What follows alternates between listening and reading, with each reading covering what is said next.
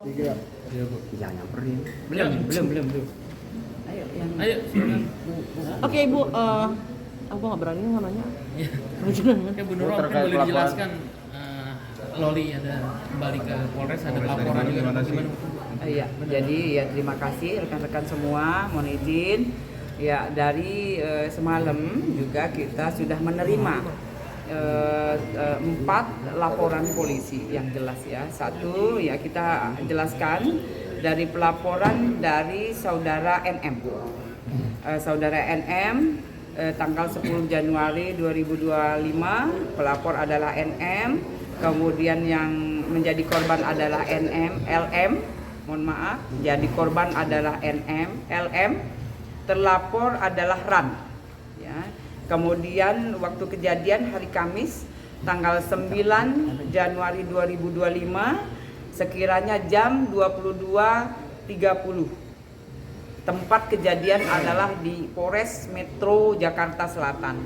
Kemudian pasal yang diterapkan di sini adalah pasal 76F junto 83, kemudian pasal 328 junto 330 KUHP, yaitu tentang penculikan, diduga ada penculikan, ya, itu yang dilaporkan oleh NM. Kemudian lanjut untuk laporan berikutnya, apa itu dulu? Lanjut ada aja. pertanyaan? Lanjut aja. Lanjut aja. Kemudian laporan berikutnya, laporan polisi 105. Pelapornya adalah NM, terlapor adalah RAN dan AS. Ya. Terjadi Jumat tanggal 10 Januari 2025 sekira jam 2.40 dini hari di Polres Metro Jakarta Selatan. Kemudian pasal yang diterapkan di sini yaitu 351 KUHP dan atau 170 KUHP. Ya, ancaman 5 tahun. Lanjut? Terkait apa itu, Bu? Pasalnya Ya, kalau ini terkait penganiayaan dan pengeroyokan terhadap NM yang dilakukan, yang diduga oleh RAN dan AS. Ya. Kemudian di laporan polisi di 106 pelapor adalah LF, ya. Kemudian terlapor adalah MB. Yang terjadi di Polres Metro Jakarta Selatan Jumat tanggal 10 Januari sekira jam 4.20.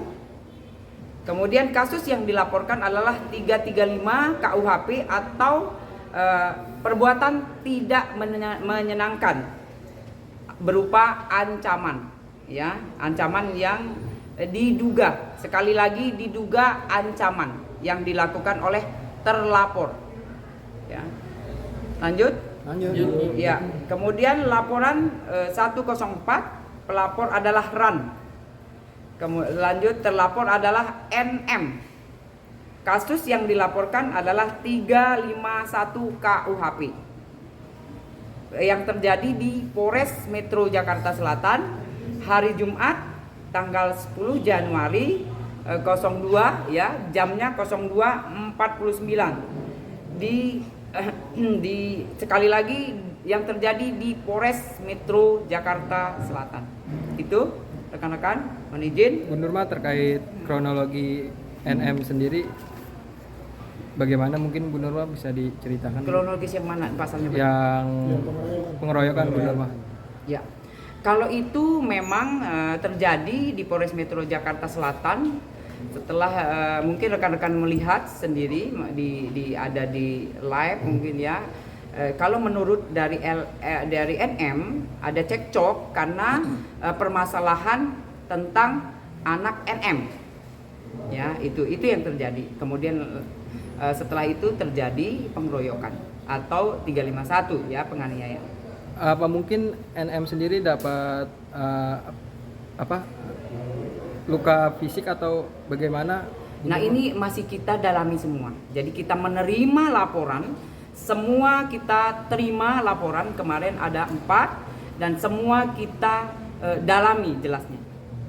Bu, terkait dugaan penculikan mungkin alasan MM melaporkan atas dugaan penculikan? Ya kalau itu nanti kita dalami. Yang jelas dia lihat dari NM melihat LM adalah anaknya bersama dengan Ran. Nah itu yang dilaporkan. Nah semua kita dalami, pasti kita dalami. Kenapa, mengapa itu pasti ada jelasnya. Bu, untuk kehadiran Loli di Polres Jakarta Selatan tadi malam ini tuh untuk apa? Ya jadi ini masih kita dalami semua ya. Kemarin itu memang ceritanya masih dicari oleh penyidik. Yang jelas masih di dalam. LM sendiri posisinya di mana Bu saat ini, kondisinya seperti apa? LM masih di atas, masih diperiksa atau dimintain keterangan oleh penyidik. Kondisinya mungkin Bu Nurma? Kondisinya sehat, stabil, baik. Ya pertanyaan yang dilontarkan atau diberikan dijawab dengan baik. Ibu, dengan adanya masalah seperti ini artinya semakin memperpanjang lagi nggak sih? Ya kalau permasalahan yang sudah dilaporkan ke Polres Metro Jakarta Selatan pasti ditindaklanjuti. LM sendiri nanti akan dibawa kembali ke rumah aman atau ada opsi lain? Ini masih di atas ya. Penyidik yang berwenang adalah penyidik, kemudian orang tuanya itu yang berwenang. Tapi terkonfirmasi kabur atau ada indikasi? Iya. Masih diduga, jadi masih didalami oleh penyidik. LM masih di atas, masih dimintain keterangan. Mengapa, kenapa terjadi kejadian yang semalam tentunya rekan-rekan yang melihat. Tapi Bu, sebenarnya rumah aman itu seperti apa sih Bu pengawasannya? Bahkan kan dibilang tidak boleh megang handphone, itu seperti apa sih Bu? Iya, jadi kalau dari rumah aman, ya memang demikian. Tidak pegang HP, kemudian juga di pendampingan. Nah itu semua dilakukan oleh di rumah aman. Ya artinya dengan Loli yang akhirnya bisa keluar itu kan artinya membuat pihak ibunya mungkin tidak percaya lagi, seperti apa? Ya jadi keterangan-keterangan ini masih digali. Ya, penyidik masih menggali dan minta keterangan dari LM. Ya. Bu, apakah ada kemungkinan ada orang ketiga Bu? Ketika LM meninggalkan sektor? Masih kita dalam. Oleh karena itu LM masih di atas. Masih kita mintain keterangan ya dari penyidik tentu. Tapi Bu, dari apa Bu? Apakah ada bukti visum atau apa katanya ada? Masih di visum ya. Jadi setelah laporan pasti ada visum karena memang visum adalah menunjukkan fakta bahwa adanya penganiayaan tentunya. Tapi memang Ibu dari pihak P3A-nya sendiri sempat mendatangi atau melihat kondisi Loli nggak sih di saat dia? Sekarang masih didampingi oleh sekarang sudah ada P3A ada, kemudian semua sudah diundang oleh penyidik untuk semua duduk bareng nanti hari ini. Bu, untuk dokter Ran sendiri mendapat luka fisik atau mendapat gimana Bu? Ya, jadi pelaporan ya dari Ran bahwa ada penganiayaan tentunya yang ada di wajah dari pengakuan Ran ya. Oleh karena itu kita visum kemudian kita dalami pastinya.